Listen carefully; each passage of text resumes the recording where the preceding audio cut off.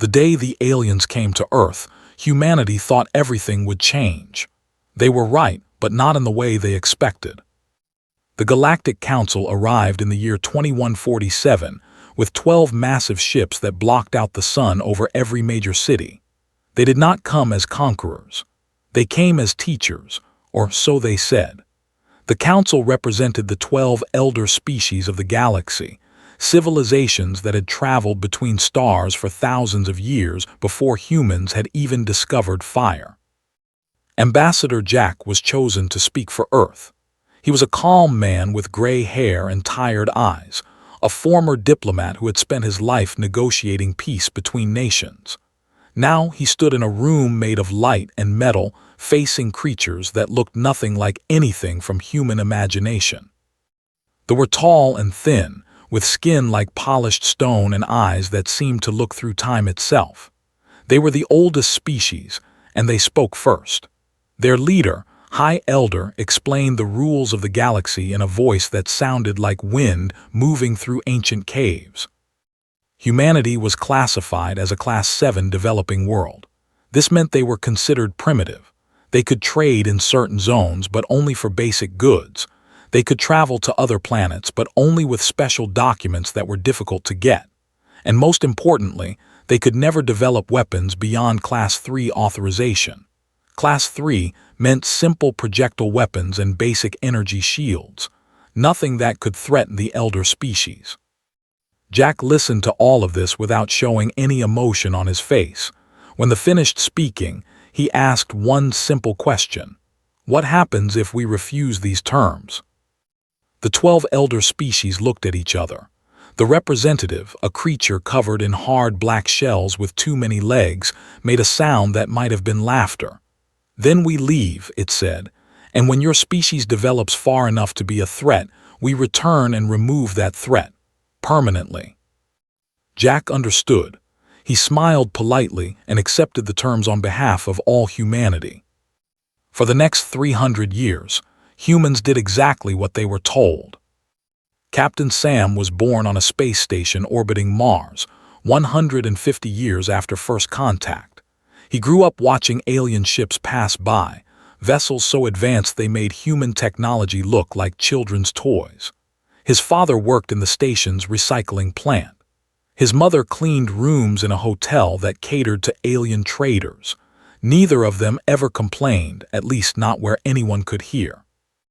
Sam joined the merchant fleet when he was 18. He wanted to see the galaxy, to visit the worlds he had only read about in school. His first assignment was aboard the cargo vessel Horizon's Edge, a blocky gray ship that hauled food and supplies between human stations and alien trading posts. The ship's captain was an old woman named Ruth. She had been flying cargo routes for 40 years, and she taught Sam everything he needed to know about surviving in a galaxy that did not want humans around. "Keep your head down," she told him on his first day. "Do your job, don't ask questions, and never ever let them see you angry." Sam learned quickly. He watched as customs officers tore apart their cargo holds looking for contraband that did not exist. He stood silent as station masters refused to let them dock, because human ships were considered dirty.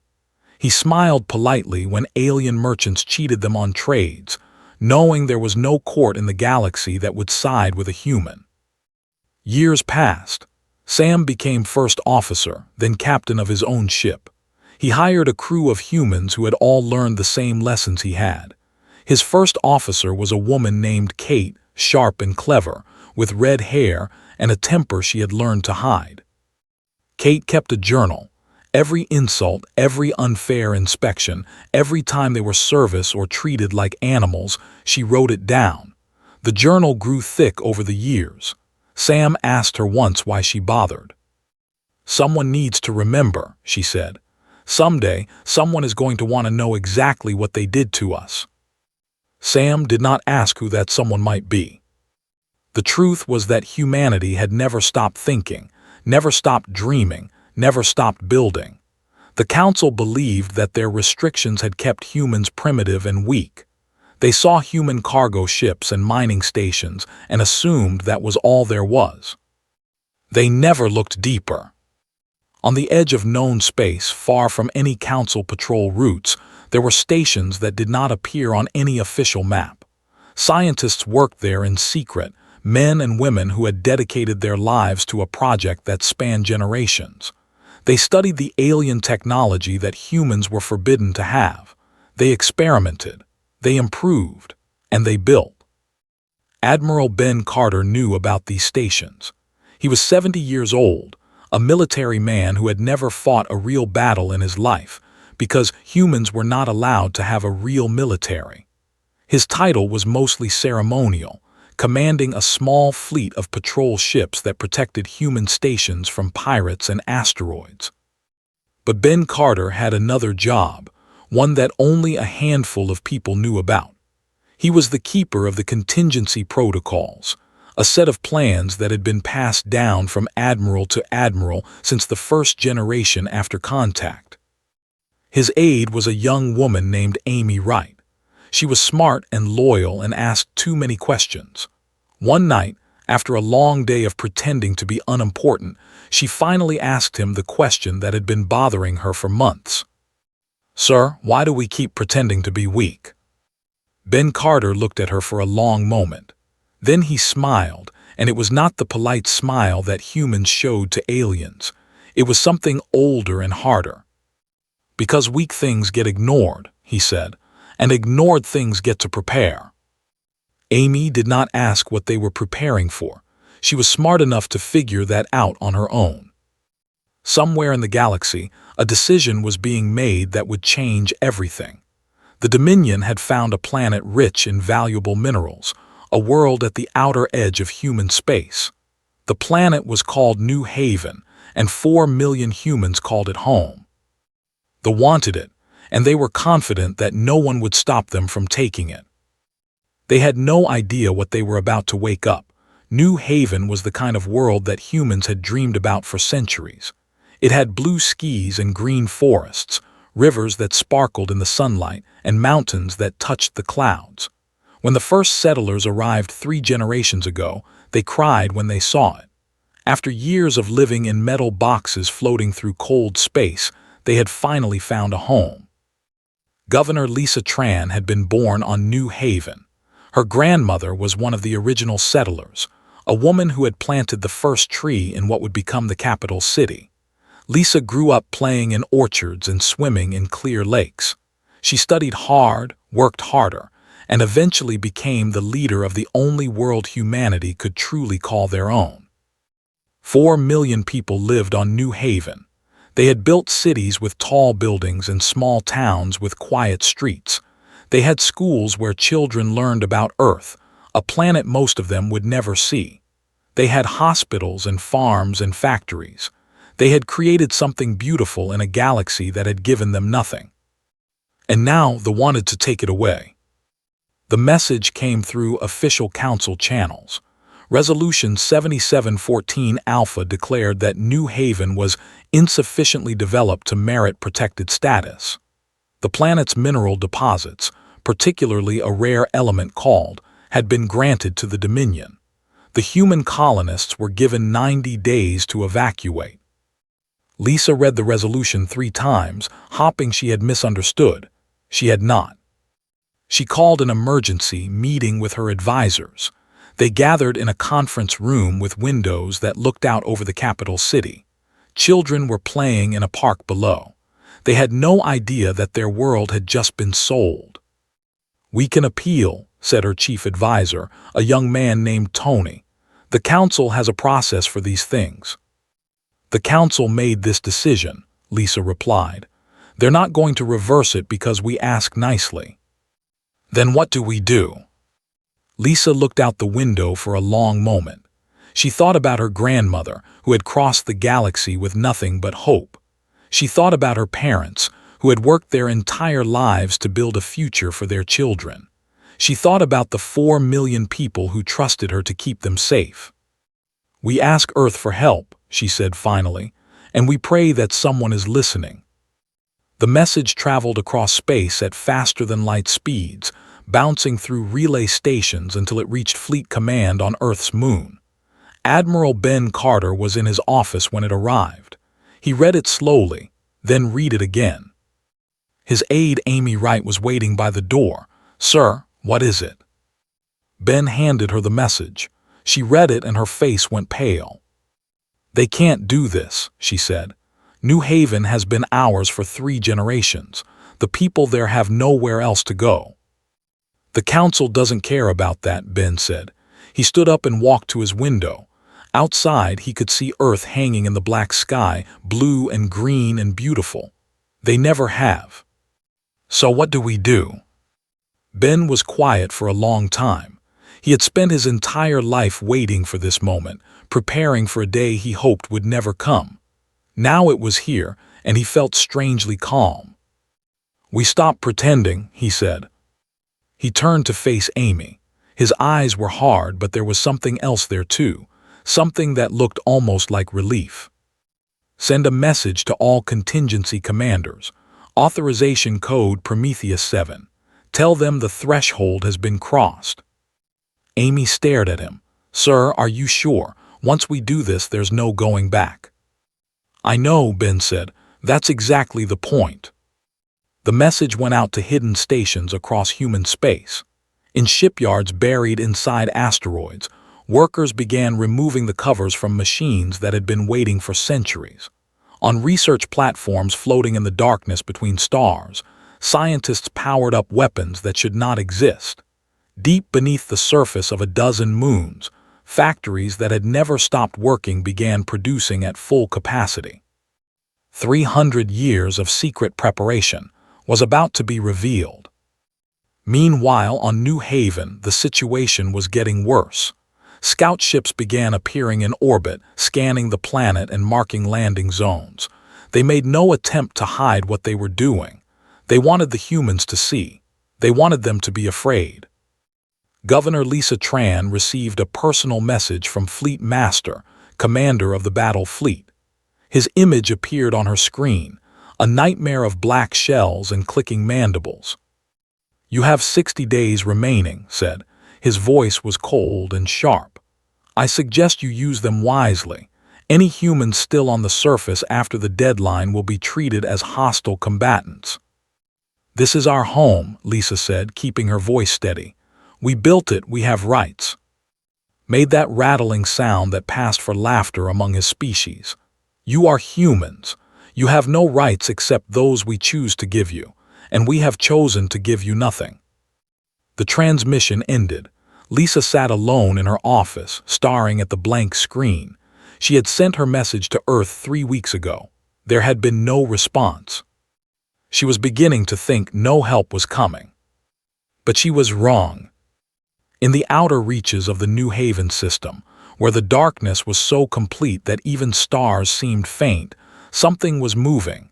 It was huge, bigger than anything that had ever built. Its hull was black as space itself, and it made no sound as it drifted closer to the planet. On its bridge, Captain Dan stood watching the scouts buzz around New Haven like flies. He was a patient man. He had been waiting for this moment his entire life. "How long until the fleet arrives?" he asked. His tactical officer, a woman named Maria Santos, checked her console. 12 hours until full deployment. The main fleet will be here in 18. Dan nodded slowly. "Good. That gives us time to get into position." "Sir," said his communications officer, Chris Palmer, "Governor Tran is broadcasting an evacuation order. She's telling people to head for the emergency shelters." "Smart woman," Dan said. "She knows something is coming even if she doesn't know what." He looked at the main, where New Haven hung like a blue jewel against the black. 4 million people down there, people who had been told their whole lives that they were weak and worthless, people who had never been allowed to fight back. That was about to change. "Send a message to Governor Tran," Dan said. "Tell her help is on the way, and tell her to keep her people calm." He paused and smiled. "Tell her humanity is done asking for permission." Fleet Master stood on the command bridge of his flagship, the Crimson Fury, and watched his fleet assemble. 800 warships, each one carrying enough firepower to turn a city into ash. This was the pride of the Dominion, a force that had crushed rebellions and conquered worlds for 1,000 years. Against them stood a handful of frightened humans and their pathetic cargo ships. Clicked his mandibles in satisfaction. This would not be a battle, it would be a demonstration. The galaxy would see what happened to species that forgot their place. "Fleet Master," said his second in command, a younger named, "our scouts report something unusual behind the planet's largest moon." "Unusual how?" "They detected a large energy signature before losing contact. We believe there may be a human vessel hiding there." Made a dismissive gesture with one of his many legs. "One vessel. Send 3 destroyers to investigate. If the humans want to die fighting, we will grant them that honor." The destroyers moved toward the moon, their weapons powered and ready. They rounded the curve of gray rock, expecting to find a cargo ship or perhaps a small patrol vessel. Instead, they found the Defiance. The human battleship was unlike anything in records. It was 2 kilometers long, built from angles and edges that seemed to absorb light rather than reflect it. Its hull was covered with weapons that they had never seen before. It sat perfectly still, waiting. The lead destroyer captain sent an urgent transmission back to the fleet. "Fleet Master, you need to see this. The humans have built something big." Watched the images appear on his screen. He felt something he had not felt in a very long time: uncertainty. "Hail them," he ordered. "Demand their surrender." The communication channel opened. A human face appeared on screen. He was middle-aged, with short dark hair and calm eyes. He wore a uniform that did not recognize, black with silver markings. "This is Fleet Master of the Dominion," said. "You are in violation of Council Resolution 7714 Alpha. Surrender your vessel immediately and prepare for boarding." The human smiled. It was not a nervous smile. It was not a pleading smile. It was the smile of someone who knew something you did not. "My name is Captain Dan of the Human Coalition Battleship Defiance," the human said, "and I'm afraid I must decline your generous offer." "You have 1 ship against 800, said. "This is not courage, this is stupidity." "Is it?" Tilted his head slightly. "Tell me, Fleet Master, in the 300 years since your council found us, have you ever wondered why humanity stopped advancing?" "Because we restricted your technology. We kept you contained." "That's what you believed," said, "and that's exactly what we wanted you to believe." Felt the uncertainty grow stronger. There was something wrong here. The human was too calm, too confident. "We didn't stop advancing," continued. "We just stopped showing you. Every ship you've seen, every station, every piece of technology, that was the surface. The part we let you see. Underneath, we kept building. We kept improving. We kept preparing." "Preparing for what?" "For the day you crossed the line." Smile faded. His eyes grew hard. "New Haven is that line. 4 million innocent people, and you want to throw them away for minerals. You want to teach the galaxy that humans don't matter." "Humans don't matter," said. "You are insects." "We were insects," said. "Now we're something else." Behind the Defiance, space itself seemed to tear apart. Points of light appeared, growing larger and larger until they became ships. Not 1 ship, not 10 ships, thousands of ships. They came in all sizes. Destroyers that moved like predators, cruisers bristling with weapons, carriers that launched swarms of fighters, and behind them all more battleships like the Defiance, each one a mountain of black metal and death. Stared at his tactical display. The numbers kept climbing. 1,000 ships, 2,000, 3,000. The human fleet was still growing, still pouring through the rifts in space. "This is impossible," whispered. "Where did they come from? How did they hide them?" His voice came through the speaker again. "For 300 years you treated us like dirt beneath your feet. You humiliated us. You cheated us. You told us we were nothing." He paused. "We remembered every single moment, and we used that anger to build what you see before you." The human fleet finished assembling. 4,000 ships faced the 800. The tactical display was a sea of red and blue dots, but the blue outnumbered the red by 5-1. "You still have a chance," said. "Take your fleet and leave. Go back to your masters and tell them that New Haven is off limits. Tell them that humanity is no longer asking for permission." His mandibles clicked rapidly. He was terrified, but he was also proud. Too proud to run.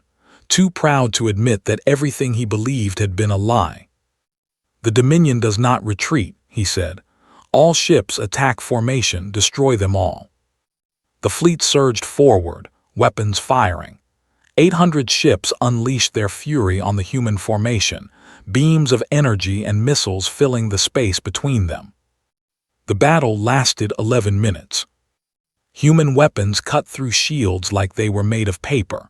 Destroyers that had conquered worlds exploded in seconds. Cruisers were torn apart before they could even return fire. The Crimson Fury took a direct hit to its engines and spun helplessly, bleeding fire into the void. Captain watched the destruction with no pleasure in his eyes. He took no joy in killing, but he felt no guilt either. This was justice, 300 years overdue. "Sir," Maria Santos reported, "the flagship is disabled. Fleet Master is requesting terms." Nodded slowly, "Open a channel." Appeared on screen again. His bridge was burning behind him. Half his crew was dead. The pride that had filled his voice before was gone, replaced by something that looked very much like fear. "You win," said. "What do you want?" "I want you to deliver a message," said. "Go back to the Galactic Council. Tell them what happened here today. Tell them that New Haven belongs to humanity and it will never belong to anyone else. And tell them that this was just the beginning." He leaned forward in his chair. "Tell them we're awake now, and we're never going to sleep again." The surviving ships turned and fled into the darkness. Of the 800 that had come to conquer New Haven, only 88 survived to carry the message home. On the planet below, Governor Lisa Tran stood at her window and watched lights streak across the sky. She did not know exactly what had happened up there, but she knew that something had changed. Humanity had finally shown its true face, and the galaxy would never be the same. The news spread across the galaxy faster than light itself. Every species, every world, every station heard the same impossible story. The humans had destroyed the battle fleet. The insects had teeth after all. On the Galactic Council, a place called Eternal Prime, panic was setting in. The 12 elder species had ruled the galaxy for thousands of years. They had seen civilizations rise and fall. They had crushed rebellions and absorbed empires. Nothing had ever truly threatened their power. Until now. High Elder called an emergency session of the council. The great chamber, a space large enough to hold thousands, was filled with representatives from every corner of known space. They whispered to each other in dozens of languages, all of them asking the same questions. How had this happened? What did it mean? What would the humans do next? Ambassador Gray walked into that chamber alone. She was 35 years old, with dark skin and darker eyes. She had been born on a human colony and raised on stories of council cruelty. Her mother had been medical treatment at an alien hospital because humans were considered unclean. Her father had been beaten by traitors for looking at them too directly. Had spent her entire life being angry. Now she finally had a reason to smile. The chamber fell silent as she took her place at the speaker's platform. 12 pairs of alien eyes stared down at her. Behind her, holographic screens displayed images of the Battle of New Haven, burning ships, human vessels moving in perfect formation, the Defiance hanging in space like a dark angel. Ambassador Gray, High Elder said. His voice was calm, but there was something underneath it. Fear, perhaps, or maybe just confusion. You have been called before this council to explain the actions of your species. What happened at New Haven was a violation of at least 17 treaties. Your weapons exceed authorized specifications. Your fleet numbers in the thousands. This is unacceptable." Looked up at the ancient. He was twice her height, with skin like polished marble and eyes that had seen empires crumble. He had probably expected her to be afraid. She was not afraid. "High Elder," she said, "I want to be very clear about something. Humanity never signed those treaties. We were told to accept them or face extinction. We accepted them because we had no choice. That is not the same as agreeing to them." "You deceived us, Counselor of the Hist." He was shorter than but covered in sharp spines that rattled when he spoke. "You pretended to be weak while building weapons in secret." "Yes," said simply, "we did." The chamber erupted in angry voices.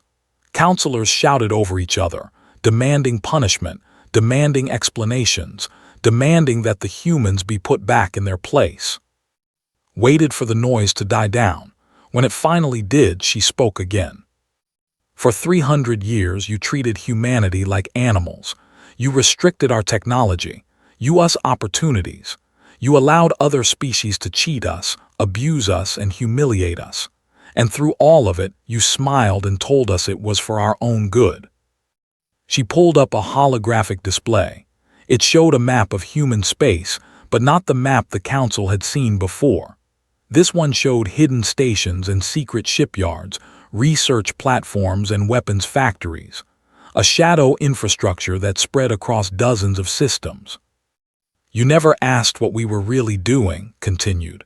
"You assumed that because we smiled and nodded, we had accepted our place. You thought we were broken. You were wrong." High Elder leaned forward. "And what are you now, Ambassador, Conquerors, Destroyers?" "No," said, "we're something much more dangerous than that. We're equals." She let that word hang in the air for a moment. The Battle of New Haven was not an attack. It was a defense. They tried to steal our world and we stopped them. That's all. We're not interested in revenge. We're not interested in empire. We just want what every species wants. The right to live in peace, to grow, to build, to explore. The right to be treated with respect. "And if we refuse?" Counselor demanded. Smiled. It was not a threatening smile. It was almost sad. "Then we will make you refuse. And you've seen what happens when you force our hand." The council chamber fell silent again. For the first time in living memory, the elder species had nothing to say. They had built their power on the assumption that they were untouchable, that no younger species could ever challenge them. That assumption had just been proven false. Outside the chamber, the galaxy was already changing. Human ships appeared at trading posts and demanded fair prices. Human diplomats walked into meetings and refused to accept terms that favored other species. Human colonists stood on their worlds and declared that they would never be moved again. Admiral Ben Carter watched all of this from his command center on Earth's moon. He had spent his whole life preparing for this moment, and now that it had arrived, he felt something unexpected. Not pride, not satisfaction, just relief. His aide Amy Wright stood beside him, watching the same reports. "Sir, they are pulling their trade representatives from human stations. They are demanding a new round of negotiations. And she checked her display. "They are not doing anything. I think they're in shock." Ben nodded slowly. "Good. Let them think. Let them realize that the galaxy they knew is gone." "What happens now?" "Now we build something new," Ben said. "Not just for us, for everyone.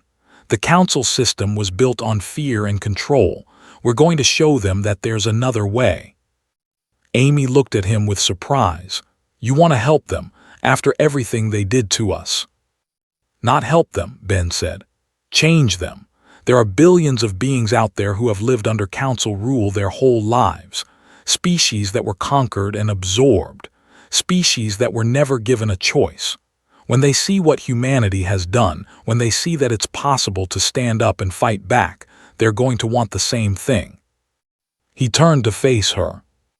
"We didn't fight for revenge, Amy. We fought for freedom. And freedom isn't something you can keep to yourself. Once it exists, it spreads. That's what the council is really afraid of. Not our ships, not our weapons, our example. On Eternal Prime, Ambassador Gray was leaving the council chamber. The representatives of the 12 elder species watched her go in silence. None of them tried to stop her. None of them knew what to say. At the door, she paused and looked back. "You had 300 years to treat us with dignity," she said. "You wasted them. Now we're going to build a galaxy where species like us don't have to wait 300 years, where no one has to pretend to be weak just to survive." She walked out into the light of an alien sun. The awakening had begun. The war lasted 2 years, but it was not the kind of war anyone expected. Admiral Ben Carter sat in his command center and watched the map of the galaxy change day by day. Human fleets moved through space, not burning and conquering, but appearing and demanding. They showed up at military bases and demonstrated weapons that could destroy them in seconds. Then they left without firing a shot. They surrounded colonies and waited until the population begged their leaders to make peace. Then they moved on. "We're not here to kill them," Ben told his officers again and again. "We're here to teach them." The lesson was simple. Humanity could destroy any species in the galaxy. They chose not to. That choice was more powerful than any weapon. Captain Sam, who had spent 20 years hauling cargo and swallowing insults, now commanded a diplomatic squadron. His ship, the Horizon's Edge, had been rebuilt and armed, but it still looked like a cargo vessel from the outside. That was deliberate. Sam wanted everyone to remember where humanity had come from. His first officer, Kate, finally closed her journal. The book full of grievances, every insult and injury recorded over decades, sat on a shelf in her quarters. She did not need it anymore. "What do we do with it now?" Sam asked her one day, looking at the thick book. Kate thought about it for a long moment. "We keep it," she said. "We don't forget what happened, but we don't let it control us either. It's history now. That's where it belongs." They were orbiting a planet of ancient cities and crumbling monuments. The oldest species in the galaxy had ruled for 10,000 years. Now they were asking humanity for terms. Sam received the invitation to meet with High Elder himself. He put on his best uniform and took a shuttle down to the surface. Kate came with him, along with a security team of 6 Marines who looked nervous and excited at the same time. The capital was beautiful in a haunted way. Towers of white stone rose toward purple skies. Gardens filled with plants that had been growing for centuries lined the streets, but there were no crowds, no bustling markets. They had become so focused on controlling other species that they had forgotten how to live. High Elder received them in a chamber that seemed older than human civilization. The walls were covered with carvings that told the history of the galaxy from the perspective. Conquests and treaties, rebellions crushed and species absorbed. And now, at the end, a blank space where the story had not yet been written. "Captain," said, his voice was tired. He looked tired too, Sam realized, ancient and worn and confused. "I have lived for 800 years. I have seen empires rise and fall. I have never seen anything like your species." "We're not that special," Sam said. "We just refuse to give up." "That is what makes you special," gestured to the blank wall. "We thought we understood the galaxy. We thought we knew how species behaved, how civilizations grew, how power worked. We were wrong about everything." "You weren't wrong about everything," Sam said. "You were wrong about us. And you were wrong about what power really means." "And what does power really mean, Captain?" Sam thought about his father, working in a recycling plant. His mother, cleaning hotel rooms. All the generations of humans who had lived small lives because the galaxy told them they had no choice. "Power means having the ability to destroy," Sam said, "and choosing to build instead." Was silent for a long time. When he spoke again, his voice was softer. "We would like to discuss new terms, a new relationship between our species, not as masters and servants, not as enemies, perhaps as something else." "Partners," Sam said. "The word is partners." Across the galaxy, similar conversations were happening. The Dominion, humiliated and broken, accepted human oversight of their military. They opened their markets to fair trade for the first time in centuries. Smaller species, ones that had been conquered and absorbed long ago, began asking if they too could have a voice in their own futures. Governor Lisa Tran stood on the steps of the Capitol building on New Haven and watched construction crews rebuild what they had damaged during their brief occupation. The city was growing. New settlers were arriving every day, humans who wanted to live on the world that had changed everything. Ambassador Gray came to visit her. They walked through the streets together, two women who had helped shape history. "Do you think it will last?" Lisa asked. "The peace, I mean, do you think we really changed anything?"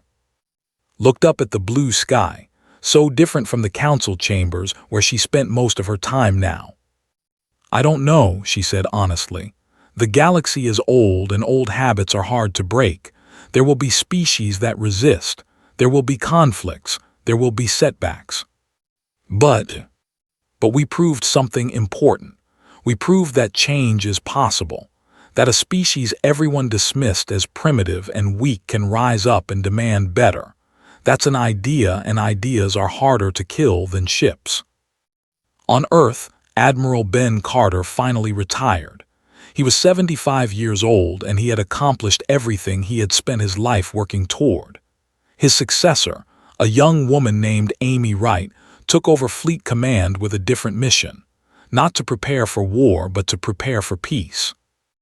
Ben spent his last years writing a history of the contingency protocols. He wanted future generations to understand what humanity had done and why.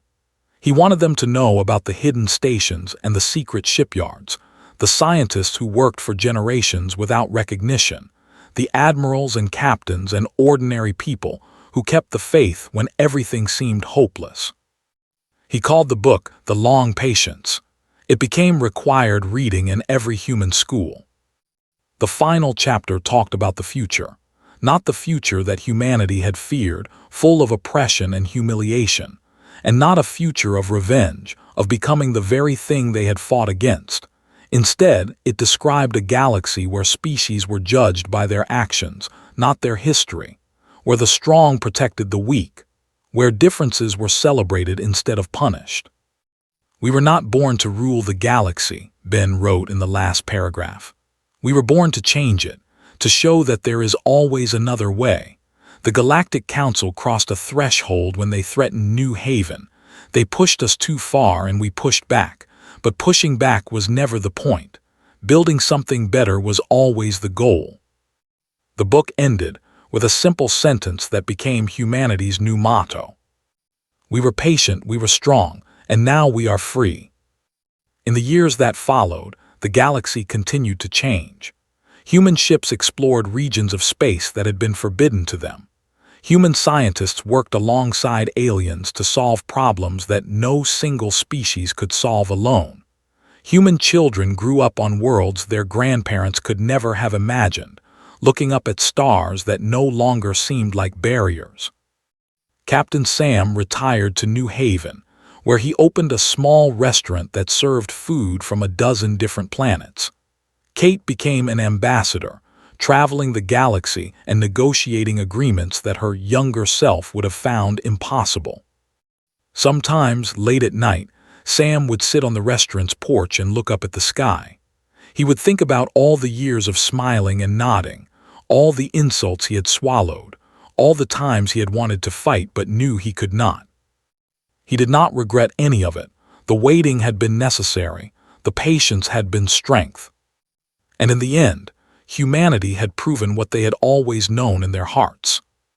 They were never insects, they were never primitive, they were never weak. They were just waiting for the right moment to show the galaxy what they could do. And now the galaxy knew.